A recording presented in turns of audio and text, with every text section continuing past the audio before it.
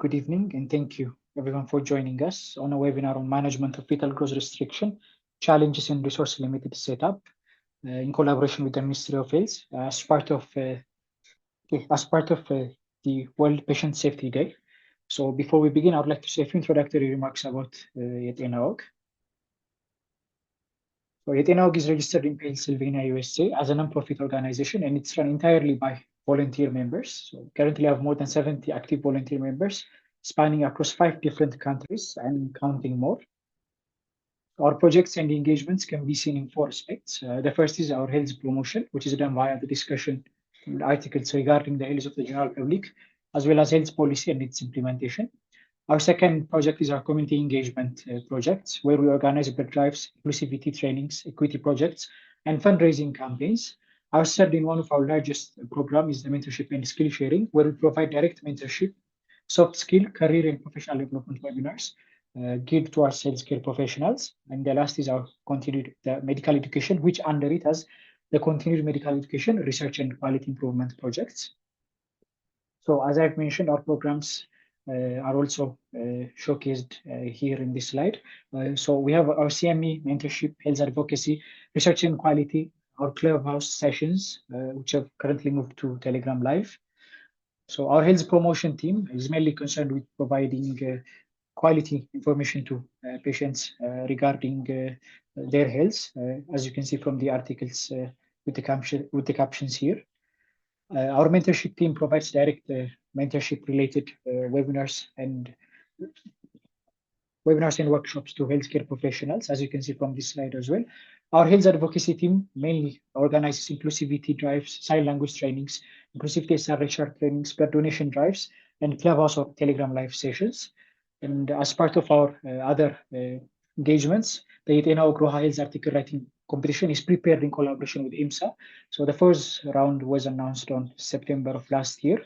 Roha Medical Campus will award travel grants for 2 health article writing competition winners, whereas Yetena Weg will award pulse oximeter for the top 20 winners and litmus stethoscope for the top 3 winners. And the top 5 winners will also get internship opportunities at Roha Health and other partner institutions. The winners of last year's or the 4th round of the health article writing competition will be announced shortly. Our other engagement is the Yetena Weg Roha Research Fellowship, which is done in collaboration with Tukur Ambassa Specialized Hospital and St. Paul Hospital Millennium Medical College, along with Roha Health. So the second round of this competition is well underway. When we come to our continued medical education series, our CMEs are freely accessible. And for this, Yetena Weg partners with the Ethiopian Medical Association, with the Ethiopian Society of Cardiac Professionals, and the Ethiopian Society of Internal Medicine to provide continued training for healthcare professionals. We had 39 CME webinars in the past year, and our average webinar attendee spanned from 150 to 200 healthcare professionals. We invite renowned local and international speakers. And for the year 2025, we've planned to have more than 70 webinars focusing on emergency surgical, medical cases, ENT, pediatrics, OBGYN, and oncology cases. You can access our previous CME sessions by going to our Yetena Weg YouTube channel. So in order to get update about our upcoming CMEs, you can join our Yetena Weg Telegram channel for healthcare professionals, or you can follow our social media posts, the links of which will be pasted in the chat box below. So in order to get the best experience from the webinar, we ask that you send your questions to the Q&A or directly to the chat box. And after the presentation, they will be addressed by the guest speaker accordingly. And in order to get your CU certificates, you must fulfill the following set of criteria. The first is attend all sessions virtually.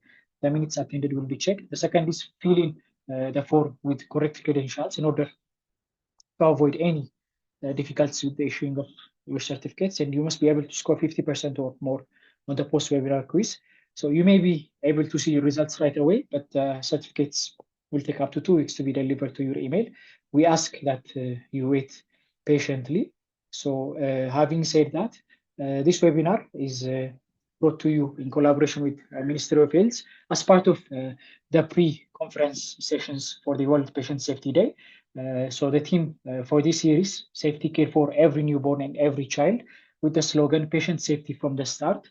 So the summit is going to take place on September 17 or Maskaram Sawat. So having said that, I would like to introduce our guest speaker. Our guest speaker today is Dr. Anteneh Dr. Anteneh Mersha is an assistant professor of obstetrics and gynecology and maternal and fetal medicine subspecialist who has been working as a clinician lecturer and researcher at St. Paul Hospital Millennium Medical College and currently at Alert Comprehensive Specialized Hospital. So it was advertised on our poster as working as both at St. Paul and Alert. He's currently working at Alert Comprehensive Specialized Hospital. He has significant experience and skills in the evaluation and management of women with obstetrical and medical comorbidities. Currently, he's serving as a fetal medicine specialist with ample expertise in the diagnosis and management of fetal disorders. His main focus is on clinical practice and research is towards the ultrasonographic evaluation of pregnant women for fetal genetic and structural abnormalities and subsequent fetal treatment. He has established maternal fetal medicine unit at Alert Comprehensive Specialized Hospital and has been involved in the clinical management of large number of women at risk of preterm delivery. And he has been actively involved in the preparation of basic obstetrical ultrasound training manuals for mid-level health workers by Ministry of Health. And he has also provided on-site hands-on ultrasound training. Dr. Anteneh, it is an honor and a privilege to have you with us. Thank you, and please proceed. Thank you very much for the introduction. I'm Anteneh, gynecologist and obstetrician, working currently in maternal fetal medicine, working currently at Alert Comprehensive Specialized Hospital, where we have around 550 to 600 monthly deliveries. So today we are going to discuss about the management of fetal growth restriction and especially challenges on in research limited setup. So to start with the management of this fetal growth restriction, we are going to see the objectives. So we are going to review the current updates on the diagnosis and management of fetal growth restriction, and we are going to describe some of the major challenges in the management of fetal growth restriction, especially in resource limited setups. So to start with the definition, fetal growth restriction is usually the exact definition of fetal growth restriction. It's very difficult. It's not practical, but the exact definition is it is failure of the fetus to reach its genetically predetermined growth potential, which is very difficult to quantify or for clinical measurement. And it's a one of the common complications of pregnancies, which affects all parts of the world. And when we see the incidence, it's occur in up to 20% in low and middle income regions, whereas in developed country it occurs in 3 to 9% of pregnancies. And the recurrence rate in subsequent pregnancy it reaches about 20%.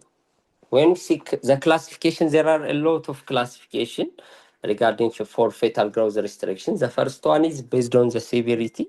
So we say severe fetal growth restriction is especially those with estimated fetal weight less than 30 percentile or those with absent end-diastolic flow or reversed end-diastolic flow on umbilical artery Doppler. The second one is based on growth pattern. Based on the growth pattern, we can classify it as symmetric fetal growth restriction and asymmetric fetal growth restriction. And currently more advocated and more widely accepted classification is to classify it as early onset fetal growth restriction and late onset fetal growth restriction. To say early onset fetal growth restriction, the gestational age at manifestation is less than 32 weeks and it's around 30%. And the late onset it occur after 32 weeks or 32 weeks or after 32 weeks, and it accounts for 70% of all fetal growth restriction. And the classic fetal growth restriction is usually it is manifested by early onset fetal growth restriction because the fetus can be very small and spectrum of Doppler alteration starting from umbilical artery, middle cerebral arteries, and venous Doppler abnormality. It is the classic progression.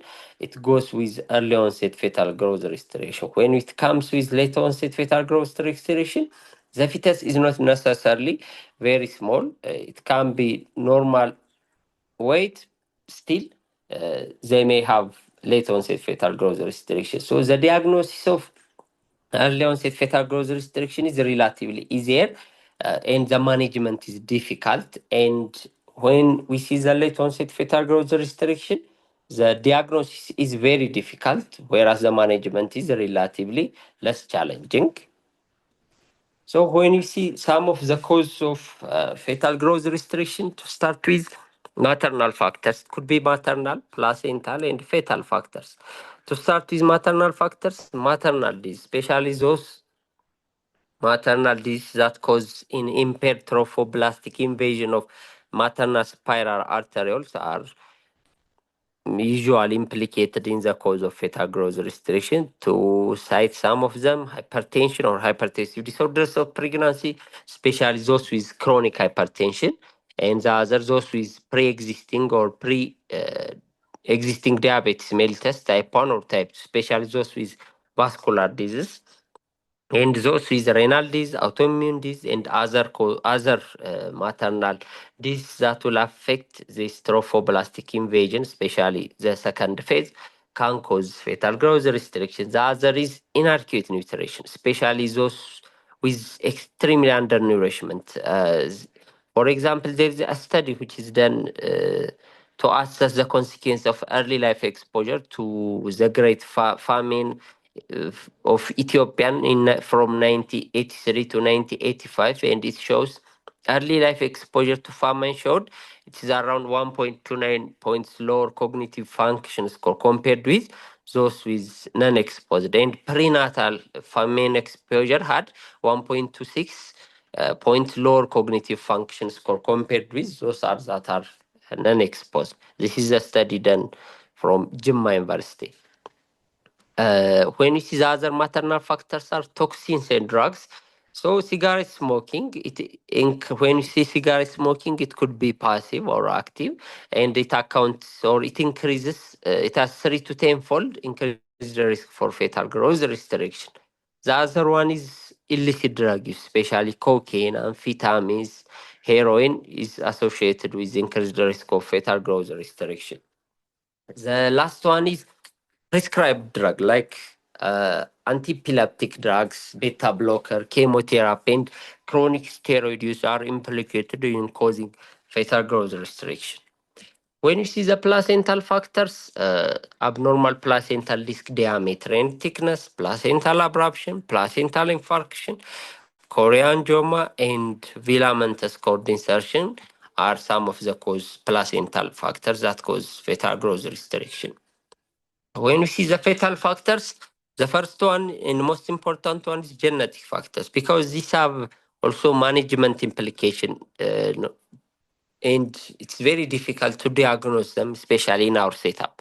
So fetal aneuploidy was identified in 19% of fetal growth restriction, especially in those with early onset fetal growth restriction, polyhydramnios, and those with these anatomical structural abnormalities said to have high risk of genetic factor. And these are some of the indication for fetal this diagnostic genetic testing. The other structural anomalies and infections, especially among the infections, cytomegalovirus, rubella, toxoplasmosis, and malaria are the most often implicated infectious cause of fetal growth restriction.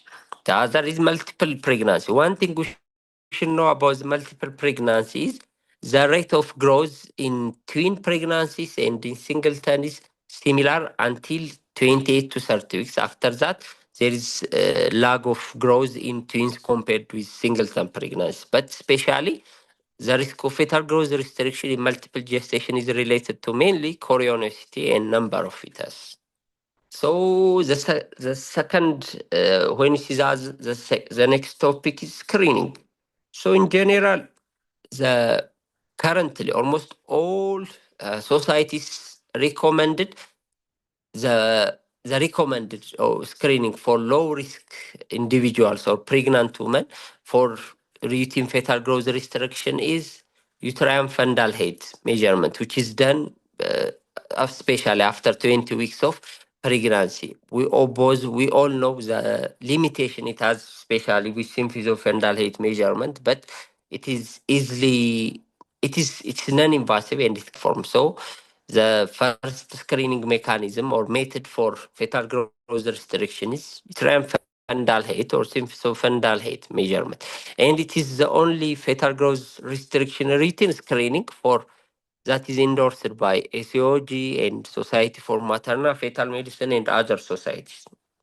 The sensitivity, the sensitivity, the sensitivity of symphysophenoidal height to detect fetal growth restriction is about 11 to 25%.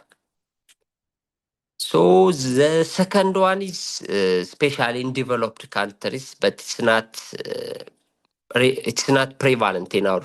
It's not available in our country. It is available only in few centers in Addis. It's serum analytes. Serum analytes usually we perform or we evaluated them for first trimester and second trimester in neural tube defect screening and aneuploidy screening, but they can also predict the presence or the occurrence of fetal growth restriction. So, especially to start with, low pregnancy associated plasma protein A, which served as protease enzyme in the development of insulin-like growth factor. Especially low papa A in the first trimester has been associated with increased risk of fetal growth restriction development. When we see free beta HCG, it has so in the first trimester, decreased level. In the second trimester, elevated level of free beta HCG is associated with increased fetal growth restriction. So this is despite their relationship with risk of aneuploidy. So elevated maternal serum alpha fetoprotein, increased inhibin A, and decreased unconjugated estriol is also associated with fetal growth restriction risk individually. So the other screening mechanism that has been uh, recommended by especially by International Society of Ultrasound in OBGYN, but it's not yet adopted by other societies, especially Society for Maternal Fetal Medicine and ACOG is uterine artery Doppler. So in general, as you know, during pregnancy, there is going to be significant change in the uteroplacental perfusion. So the uteroplacental perfusion will become low resistance and high capacitance circulatory system. And uterine artery Doppler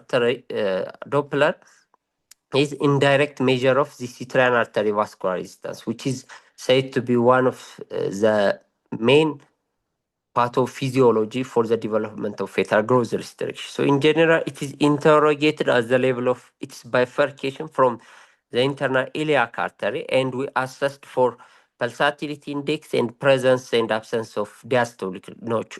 All of them are a measure of high resistance of blood flow in the uterine artery, or incomplete or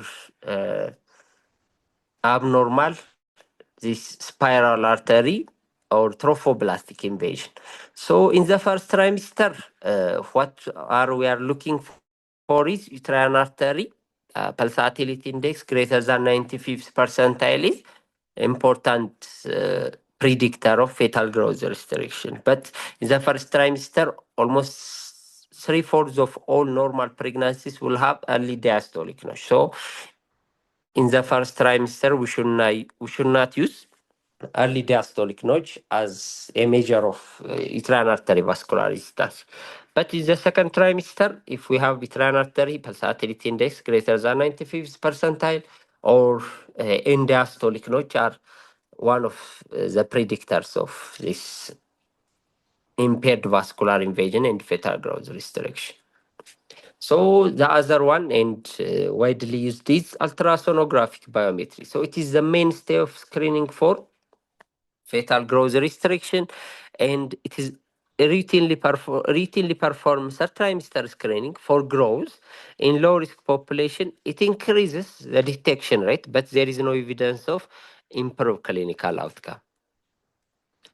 But in those who are at high risk of fetal growth restriction, so fetal growth scan and fetal well-being scan should be done as third trimester of pregnancy, preferably are at around 32 weeks.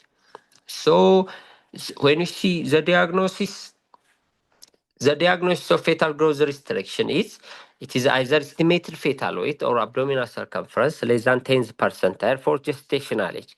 And this alone does not indicate the disease, but it rather indicates a fetus at increased risk of this fetal growth restriction. So the crucial issue in the diagnosis of fetal growth restriction is how to optimally define the reference population, especially in resource limited setup like our country. As you know, growth charts are created using a cross-sectional data of newborn birth weight at each gestational age. And one of the limitations for these charts are evolving differences in our population in comparison with classic growth curves. So most of the data comes from Western countries, which is there is a difference in race, ethnicity, and other factors that will influence the way. So this will result in either underdiagnosis or overdiagnosis of fetal growth restriction. And the other important also the number of fetal growth restriction fetus, especially in preterm, less than 34 weeks. So generally, the recommendation is customized population-based growth chart and reference should be used for the diagnosis. And I think there has been some movement regarding to create such type of charts in our country, but we don't have uh, universally accepted these growth standards in our country. This is something we should work on.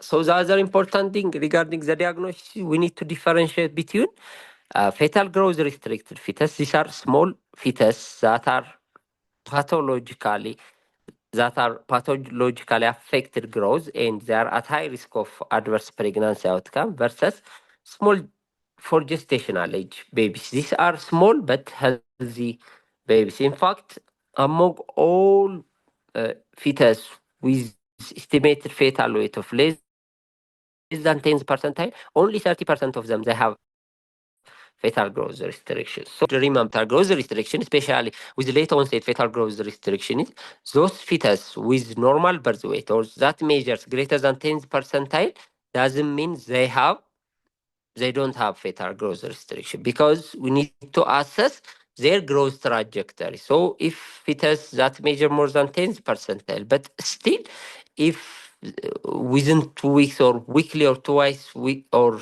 every 2 weeks growth interval measurement, if there is a drop in the percentile by more than 50%, for example, at day one, the estimated fetal weight would be around 75 percentile for gestational age, and after 3 weeks upon measurement, if the fetal weight become around 20 percentile for gestational age, by default the fetus is at risk of uh, or the fetus has fetal growth restriction. To overcome this, to differentiate between those with true fetal growth restriction and small for gestational age babies, the International Society of Ultrasound in OBGYN proposed a diagnostic criteria. So the diagnostic criteria in early fetal growth restriction, it is gestational age less than 32 weeks, fetal weight, and uterine artery Doppler PI greater than 95th percentile, or estimated fetal weight less than 10th percentile, or umbilical artery PI greater than 95th percentile is by default, we can make the diagnosis of early onset fetal growth restriction. So to see late onset fetal growth restriction, gestational age is greater than 32 weeks, or abdominal circumference, or estimated fetal weight less than 30 percentile, or at least two of the following. That is abdominal circumference or estimated fetal weight less than 10 percentile. And if abdominal circumference or estimated fetal weight crossing more than two quantiles, or it means if there is a drop by 50% of percentile, still within, if even if it is above 10th percentile, if there is the growth trajectory drops by 50% percentile, that's one criteria to diagnose FGR, and cerebroplacental ratio less than 50 late fetal growth restriction, according to the ISWAG. So once the diagnosis of fetal growth restriction is made, the next point is evaluation. So the first thing we need to have is confirmation of the gestational age, which is very difficult in our setup because, as you know, most of them didn't know the gestational age, or they don't have early milestones. So confirmation of gestational age is imperative for accurate fetal growth restriction diagnosis. If there are no early milestone, we can use transcerebral diameter can be used to help stratify risk, because a number of studies showed the accuracy of this transcerebral diameter measurement. So, especially in the case of asymmetric fetal growth restriction, we can also assess the abdominal circumference diameter compared to the head circumference diameter. So, the second investigation that we should employ after the diagnosis of fetal growth restriction is detailed anatomic ultrasound. So in general, it should be performed to rule out congenital anomalies, and we need to look for any signs of this chromosomal abnormality, aneuploidy, and infections. And we need to assess the amniotic fluid volume. So there is ongoing controversy regarding the deepest vertical pocket versus amniotic fluid index. But it has been said most studies indicate amniotic fluid index is associated with more diagnosis of oligohydramnios without any clinical improvement. So most of them recommend to use the deepest vertical pocket. The other evaluation is we need to evaluate for aneuploidy. That is, so indication for this is if they have early onset fetal growth restriction, if they have polyhydramnios, and if they have anatomical abnormality, we need to offer the test for genetic testing. The other is evaluation for infection. So usually, if the patient elected amniocentesis for genetic testing, uh, so some of the societies recommend to use or to perform or tests for fetal infection, especially cytomegalovirus and toxoplasmosis. And the other important thing, we need to identify risk factors. So we need to take detailed history and physical examination for underlying cause. Because, so for example, if they have any comorbid disorders, let's say if they have hypertension, we need to control the blood pressure control, especially in severe hypertension, is said to have associated with more prolongation of pregnancies. And there are some toxins or drugs that should be discontinued. So we need to take detailed history and physical examination. So when we came with the management, there is one thing we need to know about the fetal growth restriction. There is no cure for fetal growth restriction. In general, the management is based on three things. One is early diagnosis, two is optimal fetal surveillance, and the third one is timely delivery. In fact, the whole management of fetal growth restriction is we need to balance between the risk of prematurity against that of the stillbirth. But most of the studies showed that uh, so delivery of the fetus before 32 weeks, especially, is compared with in vitro versus ex vitro. It is associated with, especially those who are delivered before 32 weeks, they have high mortality. So some says 1 day in vitro before 32 weeks is equal to 3 days postnatal life. So after the diagnosis, the management is, like I said, we need to have diligent fetal surveillance. So the next one is serial biometry. So we have to assess the interval, and overall fetal growth should be assessed after the diagnosis of fetal growth restriction. And the main question here is how often should we assess the fetal growth? So even in those with normal pregnancies and normal fetal growth, sometimes the growth may be arrested for 2 weeks. But studies show that almost all parameters show some kind of growth after 4 weeks. So most experts recommend to have a repeat assessment to be performed between 2 to 4 weeks. But in those who are at high risk, we may repeat every 2 weeks. So the second is umbilical artery Doppler. So umbilical artery Doppler, it has crucial in the diagnosis. Also, it also guides the management. When you say the management, it affects the frequency of our surveillance, the time of delivery, even the mode of delivery. So it should be performed when fetal growth restriction is suspected.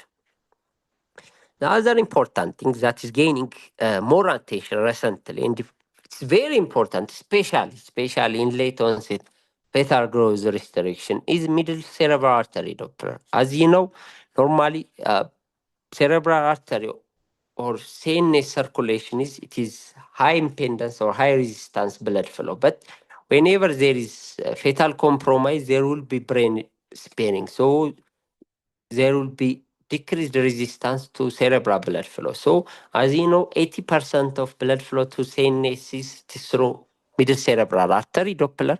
So assessing middle cerebral artery showed brain sparing effect.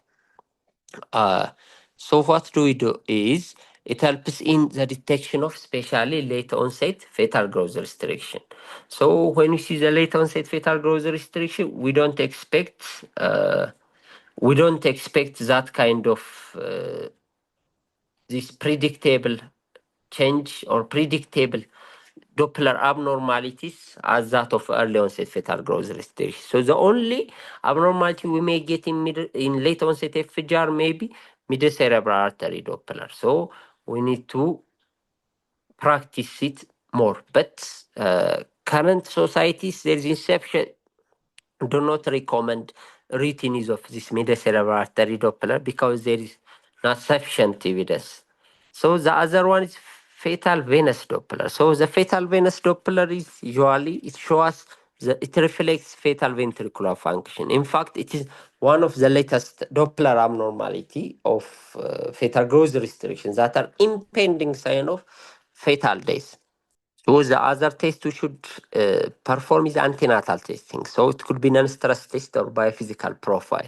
This is performed based on fetal growth restriction severity, and sometimes you can do twice a week or once a week. So the other thing we need to assess is amniotic fluid volume. So in general, development of oligohydramnios or anhydramnios in fetal growth restriction fetus suggests worsening of placental function. So when we came with possible interventions, there are a number of interventions that has been uh, entertained in the management of fetal growth restriction. The first one is optimization of maternal health. So by this, we maternal medical conditions, especially, for example, like I said, those with severe hypertension, treatment of severe hypertension before 34 weeks is shown to prolong the pregnancy. And those who are taking medications or toxins, they should be discontinued. The other one and important is aspirin. So in general, when it comes with aspirin, so mainly we use aspirin for preventive measures, not for treatment. So after fetal growth restriction diagnosis, we should not use aspirin because there is no evidence to suggest any benefit to aspirin therapy once the fetal growth restriction is diagnosed. But meta-analysis showed low dose aspirin that can be used especially as early as 12 weeks of gestation is said to have to decrease the risk of the small for gestational age babies by 10%. There are some other recommended medication, but there is no conclusive data to suggest for their routines like heparin, oxygen, nitric oxide donors, and phosphodiesterase type 5 inhibitors like sildenafil. So the other important thing, like I said, regarding the management of fetal growth restriction is we need to balance the risk for premature delivery versus the risk of in vitro stillbirth. So when you see the timing of delivery, once the diagnosis of estimated fate or the diagnosis of this fetal growth restriction is made, estimated fetal weight less than 10% or AC less than 10%, the next step is we need to classify them early onset fetal growth restriction or late onset fetal growth restriction. restriction. So we need to go for workup like detailed obstetric ultrasound and genetic testing. Then after that is fetal surveillance. On fetal surveillance, what do we do is umbilical artery Doppler and biophysical profile, or preferably non-stress test. And if there is repetitive late or especially if there is a repetitive late deceleration on non-stress test or non-reassuring biophysical profile, we should proceed to delivery immediately. Otherwise, we'd classify the fetal growth restriction based on the umbilical artery Doppler. If they have normal umbilical artery Doppler, so we'd classify them into two. Those with estimated fetal weight between third and ninth percentile, and those with estimated fetal weight less than third percentile. And those with estimated fetal weight between the third and ninth percentile, we should perform umbilical Doppler every 1 to 2 weeks, then for 1 to 2 weeks. And if it is normal, we would proceed or we'll increase the frequency every 2 to 4 weeks. And we need to perform biophysical profile or non-stress test every week. Then we'd also should assess the fetal biometry or estimated fetal weight every 3 to 4 weeks. Then we need to deliver at, if everything is normal, they should be delivered at 38 to 39 weeks. These are, we consider them to be at more likely to be small for gestational age babies. The other is those with estimated fetal weight less than third percentile is we should perform umbilical artery Doppler weekly and biophysical profile or non-stress test every week, and we should consider estimated fetal weight every 2 weeks. And we should deliver if everything is normal or if there is no progression. We should type of fetal growth restriction is those with affected umbilical artery Doppler index. Those are those SD or PI or RI greater than 95th percentile. In this pregnancy, we should do weekly umbilical artery Doppler, and we should do 1 or twice weekly non-stress test or biophysical profile, and we should assess the fetal biometry every 2 weeks, and if everything is normal, we should deliver it at 37 weeks. Especially for those with absent in diastolic flow and reversed in diastolic flow, we should admit them. We should consider inpatient admission, and we can assess umbilical artery Doppler every 2 to 3 times per week, and we should give steroids for lung maturity, and we should do biophysical profile or non-stress test twice a week, and we should assess the biometry every 2 weeks, and we should consider delivery at usually 34 weeks, especially in our setup, but 33 to 34 weeks. In those with reversed umbilical artery in diastolic flow, we should also administer steroids, especially at preterm, and we should give non-stress test or biophysical profile 1 to 2 times per day, and we should consider or we should perform fetal biometry every 2 weeks, and we should consider delivery at 30 to 32 weeks, but we should proceed with delivery, especially in our setup, at 32 weeks. So to point out some of the challenges that we are facing regarding fetal growth restriction evaluation and management in our setup is, so in general, major pregnancy complications, especially with high incidence, like I said, in low and middle income country, the prevalence reaches up to 25%. And one of the challenges we face is inadequate diagnostic tools and lack of skilled personnel and systemic barriers to proper nutrition and care. And this limitation hinders the ability to accurately identify and manage fetal growth restriction. So one part of management of fetal growth restriction is early diagnosis. So when we see the diagnosis and screening limitation, one, the cost and availability of ultrasound, because we need an ultrasound with these Doppler parameters, and so we don't have that, especially in rural part of our country. So the only thing we left with symphysophendal height, which has a number of limitations. So we have over reliance on that. The other, inaccurate gestational dating. Like I said, reliable dating is prerequisite for diagnosing fetal growth restriction. So because of late uh, onset of this antenatal care, even if they started antenatal care earlier, because they don't have early milestone and they may not know their last normal menstrual period, it's very difficult to diagnose fetal growth restriction. The other is poor risk factor identification, because the healthcare system may not accurately capture and track maternal risk factors. And the other is lack of healthcare infrastructure. So we don't, like I said,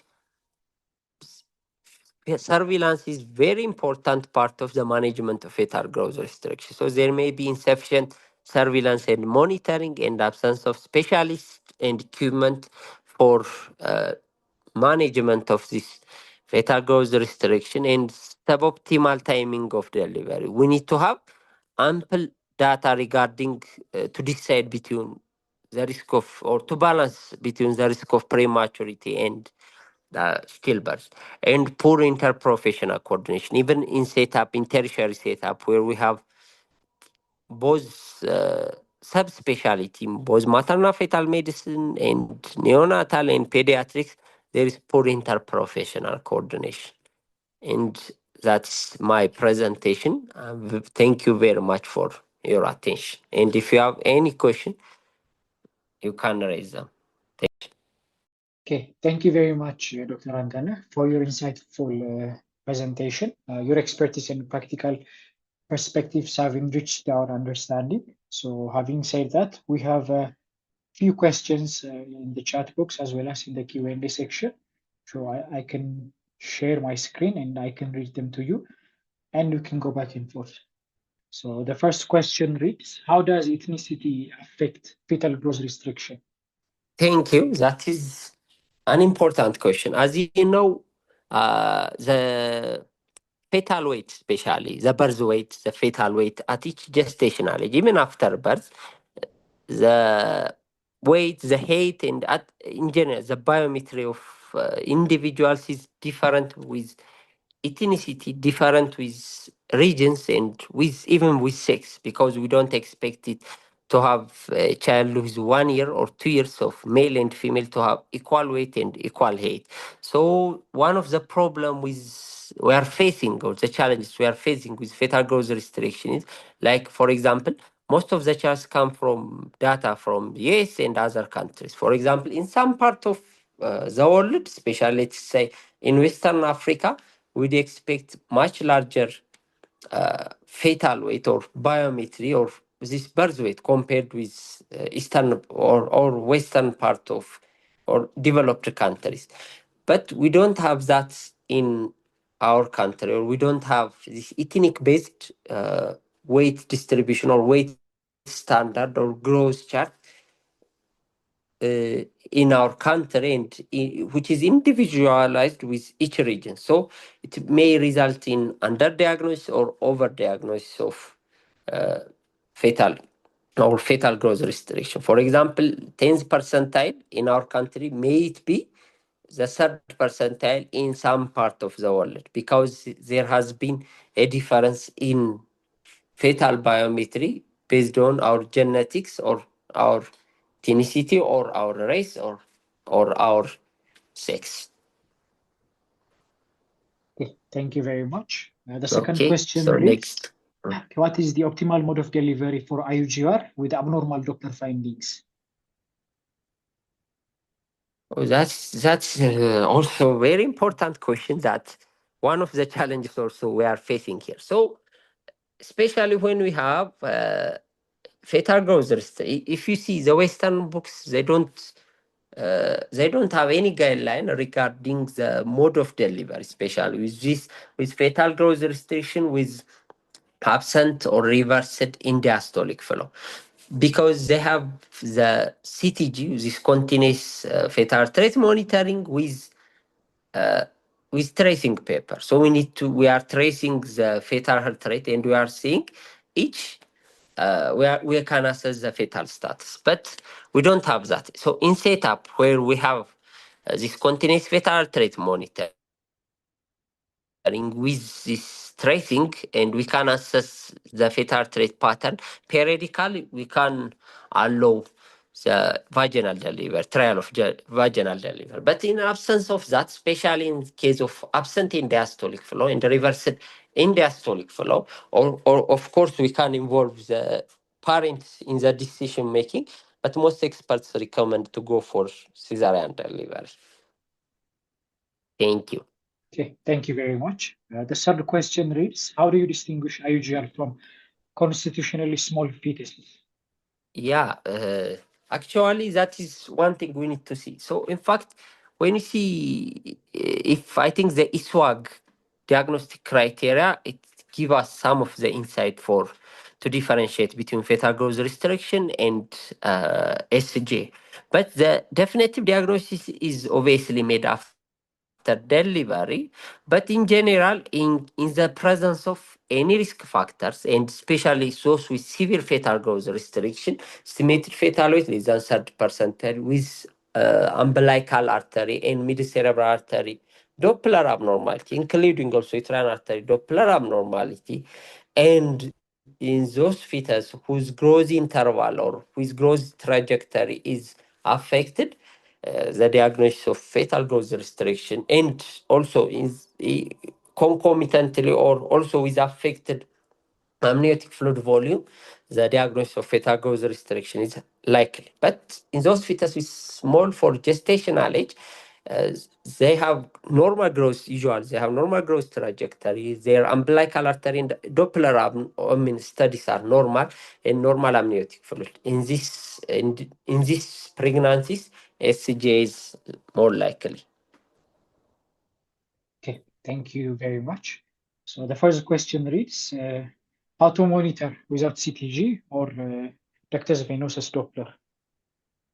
Yeah, I think, in fact, currently, especially when it comes with most of the society do not recommend routine use of this ductus venosus Doppler and or ductus Doppler or and mid-cerebral artery Doppler for routine or routine evaluation of fetal growth restriction. Just venous Doppler just tell us the risk of impending death in the next 24 hours. So, in the absence of that, it's better to stick with our umbilical artery Doppler evaluation. And if we don't have CTG, I mean non-stress test, we can do biophysical profile. So, usually, the usual progress of this deterioration in classic fetal growth restriction, it starts with the first to be affected is mid-cerebral artery or cerebroplacental ratio would be affected. When there is 30% of the placental bed is affected, then it goes with affected umbilical artery Doppler, then it goes to uh, absent, reversed, then finally to venous Doppler abnormalities, and the final is abnormal biophysical profile or affected biophysical profile or non-stress test. So if you don't have CTG, we can rely on biophysical profile. Okay. Okay, thank you. The previous question is, what would be the So consequence of this next problem? question. Okay, it reads, what would be the consequence of this problem if the baby is delivered, and what would be the consequence on the life of the newborn? Oh, that is also very important question. In fact, there is study, there is observational cohort or historical cohort study, which is performed, which is done on conducted on in Wallo region for those to assess the adulthood effect of the Great Famine of 1983. So one of the main problem with fetal growth restriction is to start with stillbirths, they will have at high risk of perinatal asphyxia, the cesarean delivery, and they will have NICU admission, hypoglycemia, this hyperbilirubinemia, and in the adulthood, those fetus with fetal growth restriction is at high risk of this obesity, hypertension, DM, and low IQ or cognitive function, and in general, metabolic disorders are said to occur more likely in those fetus who are exposed to fetal growth restriction. Okay, thank you very much. Okay. The sixth question is, how do we deal with twins which are in this type of situation? And what if one of the twins is normal? Yeah, actually, especially in monochorionic pregnancies where there is discordant for fetal growth, especially if it is difference by more than 20%, it is selective fetal growth restriction. In case of selective fetal growth restriction, there is also a balance. So we don't want to deliver the babies premature, especially in the presence of one healthy fetus. But usually, especially in those with selective fetal growth restriction, with affected Doppler, we should push it until 34 weeks. We decide usually the delivery is between 34 to 37 weeks. If it is severe, we may deliver as early as 34 weeks based on the fetal status, fetal growth trajectory. If the fetus is still gaining weight with normal biophysical profile, we may push it until 37. But in case of severe FGR, especially selective in monochorionic pregnancy, we should deliver it at 34 weeks. And the follow-up is similar, especially for the affected baby. Okay, thank you. So the last question reads, how can FGR be managed in a patient who has DM and hypertension after the age of 40? Yeah, so thank you. This is also one of the risk factor for fetal growth restriction is maternal age greater than 35 because they are at high risk of chronic comorbid conditions. So the first thing the first thing is we need to have high suspicion for fetal growth restriction. We need to detect it earlier. If it is to start with, we should start her on aspirin, this individual, because they have at least 2, 3, 4 risk because she's at the age of more than 40. She have hypertension, DM, and she's black rice is also additional risk factor for this abnormal placental development. So for preventive, we need to start with aspirin at early gestation. Once the fetal growth restriction is diagnosed, the first thing we need to assess is we need to optimize the diabetic, the glycemic control, although there has not been conclusive evidence that acute glycemic control will give you or will improve fetal growth restriction. But when it comes with hypertension, studies suggest that, especially those with severe hypertension, control or management of severe hypertension will increase the likelihood of extending the pregnancy before 34 weeks. So in this individual, we need to optimize the comorbid condition and we need to follow the fetal growth restriction, like say after we classify based on the umbilical artery Doppler, and we can continue with the management. It has been discussed before. Okay, these are all the questions. Thank you very much, Dr. Anteneh, for addressing them in a comprehensive manner. So we'll directly proceed to the post-CME quiz. Okay, so the first Okay. question was, which of the following refers to the failure of the fetus to achieve genetically predetermined growth potential? The first choice is small for gestational age, B is fetal growth restriction, C is low birth weight, and D is preterm. Yeah, I think the questions are relatively easy, and so the answer is it's the definition of fetal growth restriction. So, which of the following usually we define it as failure of the fetus to achieve genetically predetermined growth potential. So, the answer is B, fetal growth restriction. Okay, thank you. The second question reads, which fetal growth restriction screening methods is universally recommended for all low-risk mothers? The first is a fundal height measurement, B is ultrasonographic biometry, C is uterine artery Doppler, and D is serum annulates. Okay, good.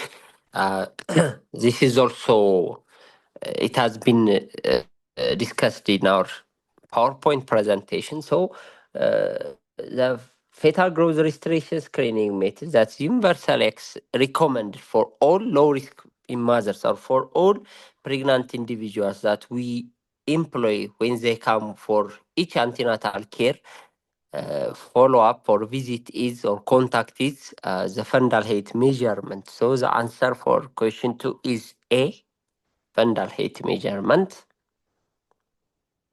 Thank you. The third question reads, which of the following microbes is least likely to be associated with fetal growth restriction?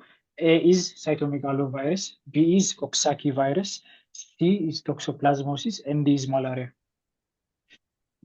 Yeah, the answer for this, the third question is also almost one of the usually the four or the usual most commonly associated microorganisms with fetal growth restriction, especially in our setup or in general in worldwide is cytomegalovirus, toxoplasmosis, malaria are the most common, but among the four of the choice, the Coxsackie virus is the least likely to be associated with fetal growth restriction. Usually, Coxsackie virus it has other manifestation, but usually it doesn't go with fetal growth restriction. So the answer is, for the third question is B. Okay, thank you. The fourth and last question reads, which of the following interventions are recommended as preventive measures for patients at high risk of fetal growth restriction? The first choice is sildenafil citrate, B is hyperbaric oxygen therapy, C is calcium, and D is aspirin. So almost all of them are, especially apart from calcium, has been recommended for treatment or has been studied in for the treatment or for possible intervention for treatment of fetal growth restriction. So studies that use sildenafil citrate or oxygen therapy and even nitric oxide and other uh, intervention are said to don't found conclusive evidence, but among the four, the only the only recommended preventive measure for fetal growth restriction and including preeclampsia and other is aspirin. So we use calcium for sometimes for preeclampsia, but the answer among four of them is aspirin. D for the fourth question. Okay, thank you very much, Dr. Anteneh. These were all the questions. So on behalf of Yetena Weg and everyone that has attended, I would like to extend our sincerest gratitude to Dr. Anteneh for his insightful presentation. Your practical perspectives and depths of expertise have enriched our knowledge in a critical area of maternal and fetal health. So I would like to once again thank you, and to everyone that has attended so far, thank you. We have more webinars coming up as part of the World Patient Safety Day. I would also like to thank my co-hosts, Dr. Simon, Beza, and Afnan. Thank you.